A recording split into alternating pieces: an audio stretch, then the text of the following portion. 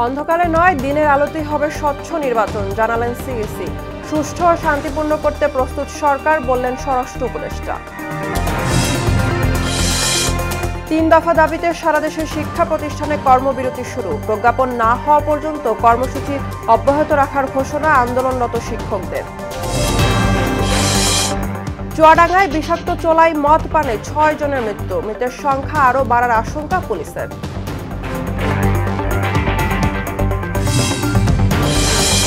এবং মাছ ধরা নিষেধাজ্ঞায় কর্মহীন জেলেরা। সরকারি সহায়তার চাল নিয়ে ৯/৬ বন্ধের দাবি, যথাযথ বন্টনের আশ্বাস কর্তৃপক্ষের।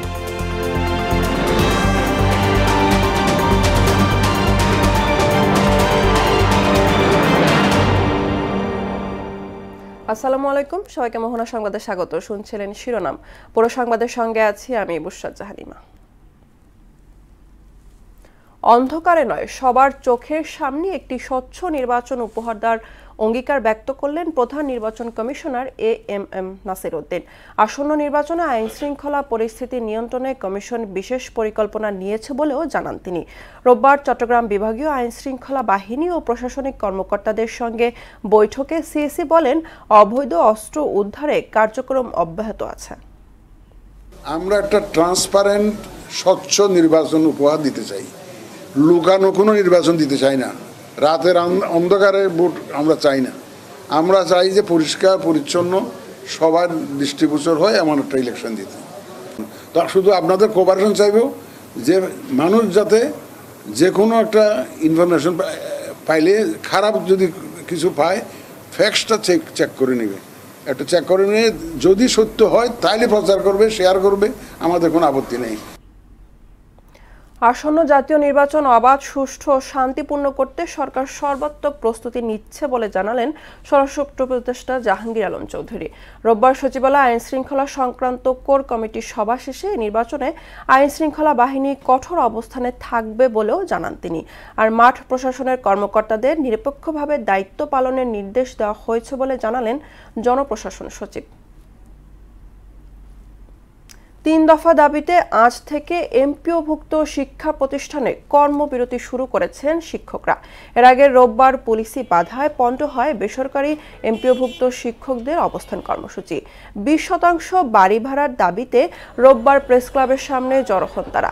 জনদুর্ভোগের আশঙ্কায় এতে বাধা দেয় পুলিশ। এক পর্যায়ে সাউন্ড গ্রেনেড নিক্ষেপ করে আইন শৃঙ্খলা বাহিনী। এতে উত্তেজনা ছড়িয়ে পড়লে কেন্দ্রীয় শহীদ মিনারে অবস্থান নেন শিক্ষকরা। প্রজ্ঞাপন জারি না হওয়া পর্যন্ত অবস্থান কর্মসূচি চালিয়ে যাওয়ার ঘোষণা দেন এমপিওভুক্ত শিক্ষা জাতীয়করণ প্রত্যাশী জোটের সদস্য সচিব অধ্যক্ষ দেলোয়ার হোসেন আজিজি। চুয়াডাঙ্গায় বিষাক্ত চোলাই মদ পানে 6 জনের মৃত্যু হয়েছে, তবে মৃতের সংখ্যা আরও বাড়তে পারে বলে ধারণা পুলিশের। 5 ব্যক্তির নাম পরিচয় জানা গেছে। মৃতরা হলেন চুয়াডাঙ্গা সদর উপজেলার শঙ্করচন্দ্র গ্রামের লালটু, শহীদ মোল্লা, শঙ্করচন্দ্র টাওয়ার পাড়ার সমীর উদ্দিন, খাজুরা গ্রামের সেলিম, পিরোজখালী পূর্ব পাড়ার লালটু এবং নফরকান্দি গ্রামের খেদের আলী। মৃত ব্যক্তিরা সবাই পেশায় দিনমজুর ও শ্রমিকের কাজ করতেন। চুয়াডাঙ্গা সদর থানার অফিসার ইনচার্জ জানান, 10-12 জন ডিঙ্গেদহ এলাকার গোপন স্থানে বিষাক্ত মদ পান করেন। এতে করে 11 অক্টোবর 3 জনের মৃত্যুর খবর এলাকায় ছড়িয়ে পড়ে। এদিকে রোববার রাতে 3 জন ব্যক্তি অসুস্থ হয়ে চুয়াডাঙ্গা সদর হাসপাতালে চিকিৎসা নিতে এলে সেখানে 2 জনের মৃত্যু হয়। এদের মধ্যে একজন সদর হাসপাতালে ভর্তি আছে। অন্যান্য ব্যক্তিদের পরিচয় ও আরও কেউ মারা গেছে কিনা তার অনুসন্ধানে মাঠে নেমেছে পুলিশ। জেলা প্রশাসক ও পুলিশ সুপারের সাথে আলোচনার পর গতকাল রাত থেকে ময়মনসিংহ ঢাকা সহ সকল রুটে বাস চলাচল শুরু হয়েছে। ফলে প্রায় 3 দিনের কষ্টের অবসান হলো। আজ সকালে মাসকান্দা বাস স্ট্যান্ড থেকে ঢাকার উদ্দেশ্যে ছেড়ে গেছে বিভিন্ন পরিবহন।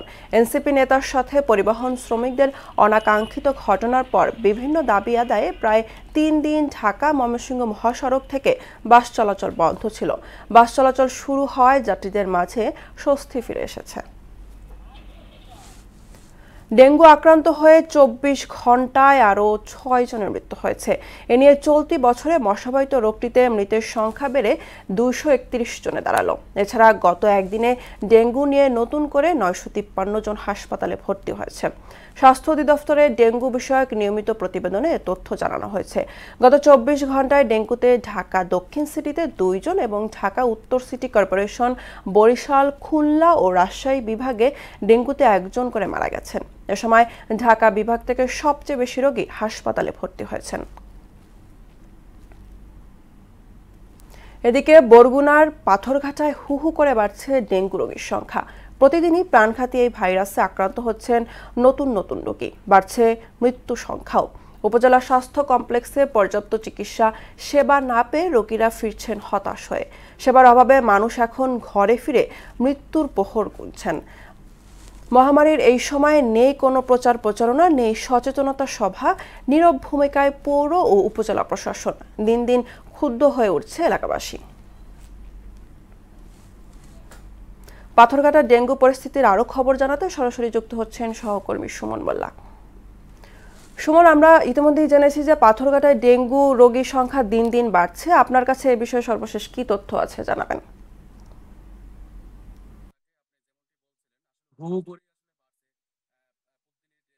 আসলে রোগীদের সংখ্যা এবং এর কারণে কিন্তু এই উপকূলীয় আসলে এলাকায় প্রতিদিনই আসলে কারো না কারো পরিবার থেকে স্বজন হারাচ্ছে। এবং আপনার আমি দাঁড়িয়ে আছি পাথরঘাটা যে স্বাস্থ্য কমপ্লেক্স রয়েছে, এটি কিন্তু ২০০৫ সালে ৩১ শয্যা থেকে ৫০ শয্যা উন্নীত করা হয়। তবে উন্নীত করা হলেও কিন্তু উন্নয়ন আসলে চোখে পড়েনি এই স্বাস্থ্য কমপ্লেক্সে। বিশেষ করে আসলে এখানে বেড সংকট রয়েছে, এতটাই আসলে ডেঙ্গুর আসলে মহামারীর যে চাপ আসলে এখানে রয়েছে রোগীদের। প্রতিদিন আসলে যে পরিমাণ রোগী আসছে প্রায় ৩ থেকে ৪০০ রোগী, তার এগেনস্টে মাত্র ৩ থেকে ৪ জন মাত্র ডাক্তার রয়েছে এবং সেই ডাক্তার দিয়ে আসলে এই রোগীদের সামলানো আসলে মোটেই সম্ভব না। এবং এর কারণে কিন্তু আসলে বেড সংকট দেখা দিয়েছে এবং আমরা দেখেছি যে আসলে করিডোরে এবং সিঁড়ির মেঝেতে আসলে তারা ঠাই হয়েছে। এবং এখানে আমরা যতটুকু জানতে পেরেছি আসলে যে স্বাস্থ্য কমপ্লেক্সে যে কর্মকর্তা রয়েছে তাদের সাথে কথা বলে, যে এখানে আসলে যে স্যালাইন রয়েছে সেই স্যালাইনে অনেকটা স্বল্পতা রয়েছে এবং পাথরঘাটা উপজেলায় প্রায় ৩ লক্ষ মানুষের বসবাস। তবে এখানে যারা উপজেলাবাসী রয়েছে বা আসলে উপজেলা পৌর প্রশাসন রয়েছে, তারা কিন্তু আসলে নীরব ভূমিকা এবং তাদের এই নীরব ভূমিকা বা সচেতনামূলক সভা না করার কারণে কিন্তু অনেকটা ক্ষুব্ধ হয়ে উঠেছে এলাকাবাসী।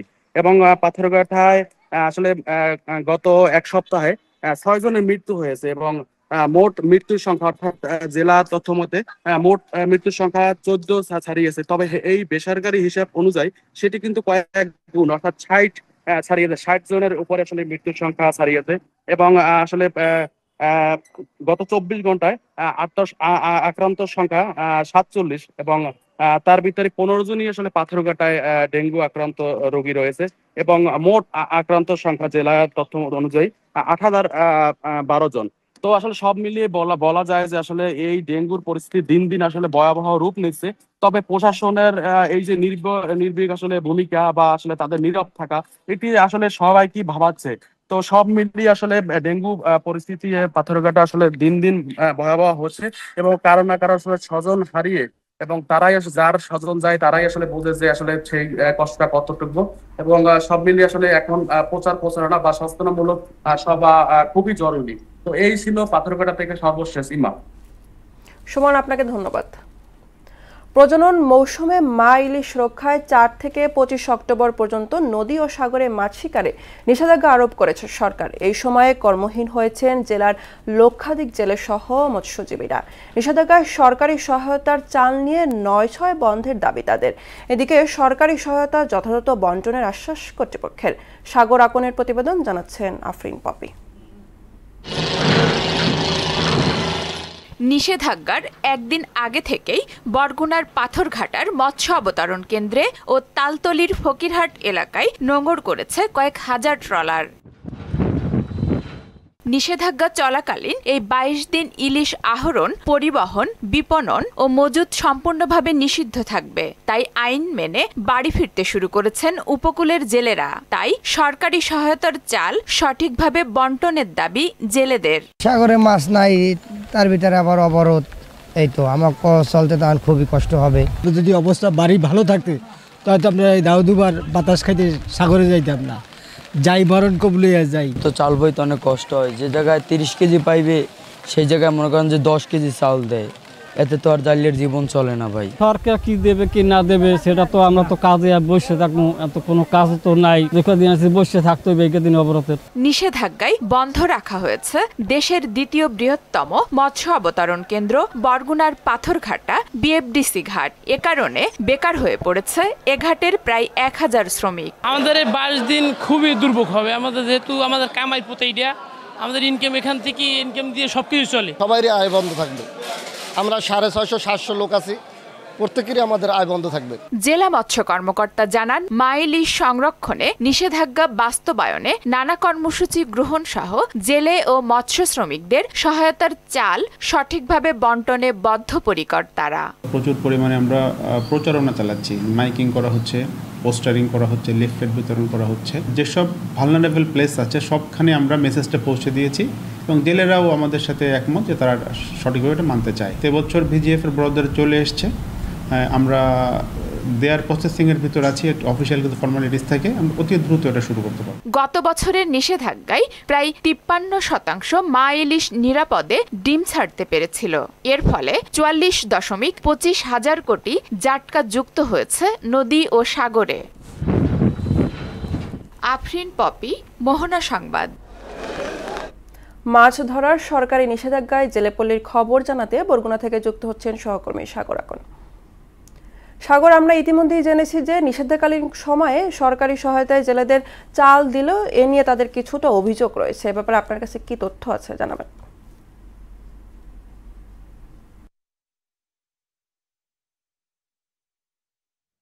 না, আপনি যেমনটি বলছিলেন যে আসলে প্রতি বছরই কিন্তু যে এই যে নিষেধাজ্ঞার সময়ে যে চাল দেওয়া হয়, এই চালের কিন্তু বিভিন্ন অভিযোগ রয়েছে অনিয়মের। জেলেদের থেকে কিন্তু আমাদের এটি জানানো হয়েছে বারবার। কিন্তু আমি যদি এবছরের কথা বলি, আমি কথা বলেছি জেলার যে মৎস্য কর্মকর্তা, তার সাথে সকালবেলাও আমি তার সাথে কথা বলেছি, তথ্য নিয়েছি যে এবছর আসলে যে চাল দেওয়া হয়েছে কিনা। সে আমাকে যেটি জানিয়েছে যে আসলে গতকালকে পর্যন্ত যে নিবন্ধিত যে 37,995 জন জেলে রয়েছে এই বরগুনায়, তাদের সবাইকে চাল তাদের কালকে দেওয়া শেষ হয়ে গিয়েছে। তো সেক্ষেত্রে কিন্তু জেলেদের যে এই যে অভিযোগটি ছিল সেটি কিন্তু এবছর সেই সমস্যার সমাধান হয়েছে। আরেকটি বিষয় যদি আপনাকে জানিয়ে রাখি, এই বরগুনা জেলায় কিন্তু জেলে নিবন্ধিত রয়েছেন 48,000-এর বেশি। সেক্ষেত্রে দেখা গেছে যে এখানে চাল পেয়েছে মাত্র 37,995 জন এবং চাল নিবন্ধিত জেলের মধ্যে কিন্তু 11,000 জেলে কিন্তু চাল পাননি। সেক্ষেত্রে কিন্তু একটি অভিযোগ রয়েছে, জেলেদের বারবারই এই অভিযোগটা করে এসেছে যে আসলে যে এই যে বাকি জেলেরা যে চাল পাচ্ছে না কেন এবং তারা কিসের কারণে চাল পাচ্ছে না এটি তারা জানতে চাচ্ছে এবং পরবর্তী সময়ে যেন এই যে যত নিবন্ধিত জেলে রয়েছেন সবাই যেন চাল পান, সেটি কিন্তু জেলেরা বারবারই এই অভিযোগ করেছেন। এবং আরেকটি বিষয় আপনাকে জানিয়ে রাখি, সেটি হচ্ছে যে আমাদের মৎস্য বিভাগ থেকে যেটি জানিয়েছে যে আসলে তাদের যে জেলে যত নিবন্ধিত রয়েছে আসলে সবাইকে চাল দেওয়া সম্ভব হয় না, সেই বরাদ্দ থাকে না। তবে তাদের ঊর্ধ্বতন কর্তৃপক্ষ রয়েছে, তাদেরকে জানাবে যে সামনের বছরগুলিতে 100% তারা চাল সহায়তা জেলেদেরকে দিতে পারেন। তো এই ছিল বরগুনা থেকে সবশেষ। সাগর, আপনাকে ধন্যবাদ। ফরিদপুর শহরের রেলবস্তি এলাকায় সেনাবাহিনী ও পুলিশের যৌথ অভিযানে মাদক সম্রাজ্ঞী শাহেদা বেগমের মেয়ে আরজু আক্তারকে আটক করা হয়। এই অভিযানে আরজুর বসতঘর থেকে 1000 পিস ইয়াবা, হেরোইন এবং মাদক বিক্রির 19,000 টাকা উদ্ধার করা হয়। এছাড়াও মাদক বিক্রির 4 লাখ টাকা লেনদেনের তথ্যের প্রমাণ পাওয়া গেছে। আটককৃত আরজু আক্তারের মা শাহেদা বেগম একজন চিহ্নিত মাদক ব্যবসায়ী, যার বিরুদ্ধে কোতোয়ালি থানায় 26টি মাদক মামলা রয়েছে। ফরিদপুর কোতোয়ালি থানা পুলিশ জানায় আরজু আক্তারের বিরুদ্ধে আইনানুগ ব্যবস্থা গ্রহণ প্রক্রিয়াধীন রয়েছে। মেহেরপুরের বলিয়াপুর কাজলা নদীর ওপর দীর্ঘদিন ধরে সেতু না থাকায় চরম দুর্ভোগে হাজারো মানুষ। বাঁশের সাঁকো দিয়ে কোনোভাবে চলাচল করলেও ফসল তুলতে ঘুরতে হয় কয়েক গ্রাম, তাতে খরচের পরিমাণ বেড়ে যায় কয়েক গুণ। তাই একটি সেতু নির্মাণের দাবি স্থানীয়দের। ফারুক আহমদের প্রতিবেদন, জানাচ্ছেন তাহসিন তানিম। মেহেরপুর সদর উপজেলার বলিয়ারপুর কাজলা নদীর উপর সেতু না থাকায় চরম দুর্ভোগে হাজারো মানুষ। নিজেদের তৈরি একটি বাঁশের সাঁকোই যেন চলাচলের একমাত্র ভরসা। কিন্তু নদীর ওপারে অন্তত ৩০,০০০ একর জমিতে ধান, পাট ও সবজি উৎপাদন হলেও ফসল আনতে ঘুরতে হয় কয়েক গ্রাম। সেতু না থাকায় ফসল ঘরে আনতে খরচ পড়ে দ্বিগুণ, কখনো মাঠেই ফসল নষ্ট হয়ে যায়। তাই দুর্ভোগ লাঘবে একটি সেতুর দাবি এলাকাবাসীর। মাঠের ফসল দিয়ে আসা যাওয়া, মানুষজন যাতায়াত, মেঘলা বাদলায়, এসবের মধ্যে খুব কষ্ট হয়। হাজার হাজার একর জমি আছে, এই জমিগুলোর চাষ নিয়ে যেতে গেলে প্রত্যেক বিঘা প্রতি ৩ থেকে ৪ হাজার টাকা বেশি খরচ হয়। বাঁশের ফরাস আছে, এই ফরাস দিয়ে আমাদের মাঠের প্রচুর মাল তুলতে পারেন, খরচ অনেকটা বেড়ে যায়। এখান থেকে আসলে ৫০০ টাকা খরচা হবে, আর গড় পদ্ধতি আসলে ১,০০০ টাকা খরচা বাড়ে। যদি আমাদের ব্রিজটা হতো তাহলে আমাদের কৃষকের অনেক সুবিধা হতো। রাস্তাটা সহ যদি ব্রিজটা হতো তাহলে আমরা খুব উপকৃত হতাম। এলাকাবাসীর দাবির প্রেক্ষিতে সরেজমিনে পরিদর্শন করে উপজেলা প্রকৌশলী জানালেন, দুই পাশের রাস্তাটি আইডিভুক্ত হলে সেতু তৈরির উদ্যোগ নেওয়া হবে। দুই পাশে যে রাস্তা আছে এটা আমাদের এলজিডি আইডিভুক্ত নয়। আইডিভুক্ত করার জন্য পরবর্তীতে যখন আবার রাস্তা আইডিভুক্তকরণের কাজ শুরু হবে তখন আমরা এটা আইডিভুক্ত করার জন্য চেষ্টা করব। যদি আইডিভুক্ত হয় তারপরে আমরা এটার কার্যক্রম হাতে নেওয়া যাবে। জনস্বার্থে এখানে একটি সেতু নির্মাণে দ্রুত উদ্যোগ নেবে কর্তৃপক্ষ, এমন দাবি এলাকাবাসীর। তাহসিন তারিন, মোহনা সংবাদ। এবার সারা দেশে অনুষ্ঠিত সভা সমাবেশ নিয়ে প্রতিনিধিদের তথ্য চিত্রে ডেস্ক রিপোর্ট। দিনাজপুরের ঘোড়াঘাটে ক্ষুদ্র নিগোষ্ঠী আদিবাসীদের ফুটবল খেলার মাঠ দখল করার প্রতিবাদে দিনাজপুর বগুড়া মহাসড়কে আদিবাসী সংগঠনের নেতারা ঘণ্টাব্যাপী মানববন্ধন ও সমাবেশ করেছে। পিআর পদ্ধতিতে নির্বাচন সহ ৫ দফা দাবিতে বিক্ষোভ মিছিল করে জেলা প্রশাসকের মাধ্যমে প্রধান উপদেষ্টা বরাবর স্মারকলিপি দিয়েছে বাংলাদেশ জামায়াত ইসলামী নাটোর জেলা শাখা। বরিশালের বাকেরগঞ্জ ৬ আসনের জামায়াত ইসলামী সম্ভাব্য প্রার্থী মাহমুদুর নবী তালুকদারের নেতৃত্বে বাকেরগঞ্জ উপজেলা শাখার উদ্যোগে শোভাযাত্রা অনুষ্ঠিত হয়েছে। জুলাই জাতীয় সনদ ও ৫ দফা দাবি বাস্তবায়নের লক্ষ্যে ঝালকাঠিতে জামায়াত ইসলামীর আয়োজনে বিক্ষোভ মিছিল ও স্মারকলিপি প্রদান করা হয়েছে। ৫ দফা দাবি বাস্তবায়নের লক্ষ্যে জেলা প্রশাসকের মাধ্যমে মাননীয় প্রধান উপদেষ্টা বরাবর স্মারকলিপি প্রদান করেছেন জামায়াত ইসলামী সিলেট জেলা ও মহানগরের নেতৃবৃন্দরা। খাগড়াছড়িতে ৫ দফা বাস্তবায়নের লক্ষ্যে বিক্ষোভ মিছিল করেছে বাংলাদেশ জামায়াত ইসলামী। নড়াইলে ৫ দফা দাবি বাস্তবায়নের লক্ষ্যে বিক্ষোভ মিছিল করেছে জামায়াত ইসলামী নড়াইল জেলা শাখা। মাদারীপুরে ৭ দফা দাবি বাস্তবায়নের লক্ষ্যে জেলা প্রশাসকের কাছে স্মারকলিপি প্রদান করেছে জাতীয় গণতান্ত্রিক পার্টি। দিনাজপুরে ফুলবন সরকারি কবরস্থান রক্ষায় জেলা প্রশাসকের কার্যালয়ের সামনে বিক্ষোভ ও জেলা প্রশাসক বরাবর স্মারকলিপি প্রদান করেছেন এলাকাবাসী। কেন্দ্রীয় কর্মসূচি অনুযায়ী ৫ দফা দাবি আদায়ের লক্ষ্যে ফরিদপুর জেলা জামায়াত ইসলামের গণমিছিল ও স্মারকলিপি প্রদান কর্মসূচি পালিত হয়েছে। নওগাঁর মান্দা উপজেলার ভালাইন ইউনিয়নের চক শ্রীকৃষ্ণ গ্রামে রাস্তা দখল করে অবৈধ স্থাপনার নির্মাণ এবং উচ্ছেদের দাবিতে মানববন্ধন করেছেন স্থানীয় গ্রামবাসী। তারেক রহমানের রাষ্ট্র কাঠামো মেরামতের ৩১ দফা বাস্তবায়নের লক্ষ্যে ভোলা চরফেশনে নুরাবাদ, আহমদপুর সহ ৫টি ইউনিয়নে উঠান বৈঠক করেন সাবেক ছাত্রদল নেতা অ্যাডভোকেট সিদ্দিকুল্লাহ মিয়া। ৫ দফা গণদাবি বাস্তবায়নের লক্ষ্যে কেন্দ্রীয় কর্মসূচির অংশ হিসাবে ঠাকুরগাঁয়ে অবস্থান কর্মসূচি পালন ও জেলা প্রশাসক বরাবর স্মারকলিপি প্রদান করেছেন বাংলাদেশ জামায়াত ইসলামী ঠাকুরগাঁও জেলা শাখা। নকলায় অসহায় সুবিধাবঞ্চিত ৬০০ পরিবারের মাঝে খাদ্য সামগ্রী বিতরণ করেছে ধাতব্য প্রতিষ্ঠান ফিউচার ওয়ার্ল্ড বাংলাদেশ। গাজীপুরে বিএনপি ও দলীয় নেতাদের জড়িয়ে সামাজিক যোগাযোগ মাধ্যমে ফেসবুকে অপপ্রচার চালানোর অভিযোগে সংবাদ সম্মেলন অনুষ্ঠিত হয়েছে। তাহসিন তারিন, মোহনা সংবাদ। এবার আন্তর্জাতিক প্রসঙ্গ। ইসরায়েলের সঙ্গে যুদ্ধবিরতি কার্যকরের ২ দিনের মধ্যে গাজায় স্থানীয় দুগমুশ গোত্রের সদস্যদের সঙ্গে সংঘর্ষে জড়িয়েছে হামাস। এতে উভয় পক্ষের অন্তত ২৭ জন নিহত হয়েছেন।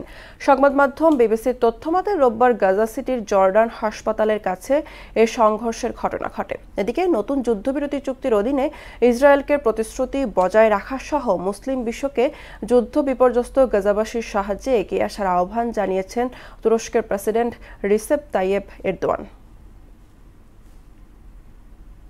খেলার খবর। নারী ওয়ানডে বিশ্বকাপে আজ দক্ষিণ আফ্রিকার প্রতিপক্ষ হয়ে মাঠে নামছে বাংলাদেশ। বিশাখাপত্তনমে বাংলাদেশ সময় বিকেল 3:30টায় শুরু হবে খেলা। পাকিস্তানের বিপক্ষে বড় জয় দিয়ে যাত্রা শুরু হলেও পরে ইংল্যান্ড ও নিউজিল্যান্ডের কাছে হেরে পিছিয়ে পড়ে জ্যোতি বাহিনী। বর্তমানে পয়েন্ট টেবিলে তাদের অবস্থান 6 নম্বরে। প্রোটিয়াদের কাছে হেরে গেলে আরও পিছিয়ে পড়বে বাংলার নারীরা। এদিকে দক্ষিণ আফ্রিকাও 3 ম্যাচ খেলে জিতেছে, 2টিতে হেরেছে 1 ম্যাচ। দুদলের ওয়ানডে হেড টু হেডে 21 বারের দেখায় 18টিতেই জিতেছে দক্ষিণ আফ্রিকা, যেখানে বাংলাদেশের জয় মাত্র 3টিতে। দর্শক, এ পর্যায়ে জানিয়ে দিচ্ছে আজকের সংবাদপত্রের গুরুত্বপূর্ণ শিরোনামগুলো।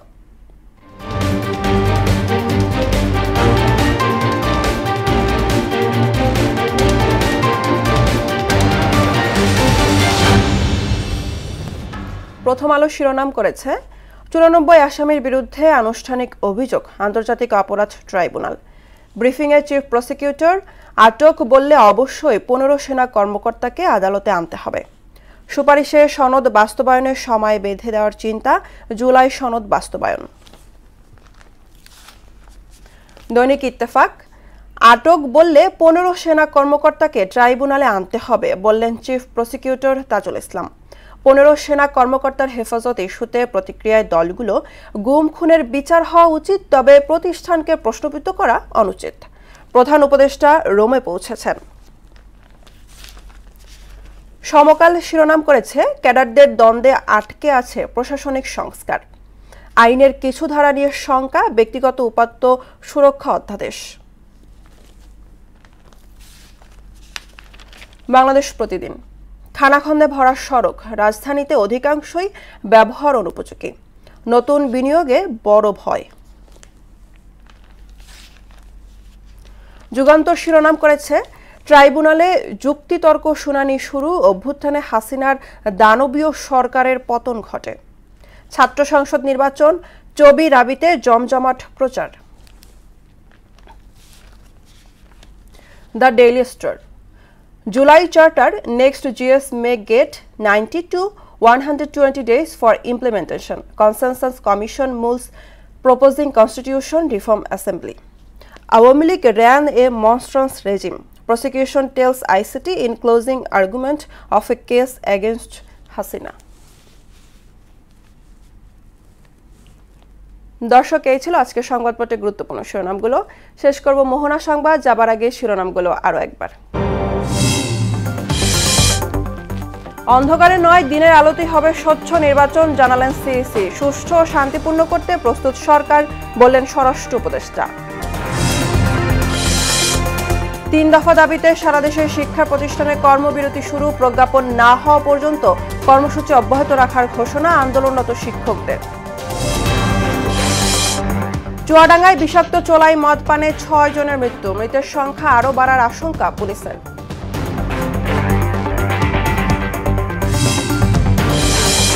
এবং মাছ ধরা নিষেধাজ্ঞায় কর্মহীন জেলেরা, সরকারি সহায়তার চাল নিয়ে 9/6 বন্ধের দাবি, যথাযথ বন্টনের আশ্বাস কর্তৃপক্ষের।